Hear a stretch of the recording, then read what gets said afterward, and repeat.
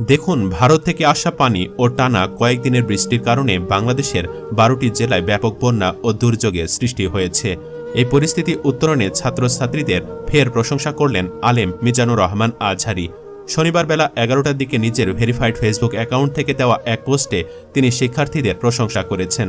Facebook পোস্টে আজহারি লিখেন, বিকালের ঝালমুড়ি আর ফুচকা যাদের মিস হয় না, বাসে হাফ ভাড়ার জন্য যারা তর্ক জুড়ে দেয়, সেই ছাত্রছাত্রীরা আজ তাদের পুরো মাসের হাত খরচটা অবলীলায় দিয়ে দিচ্ছে টিএসসির ত্রাণ তহবিলে।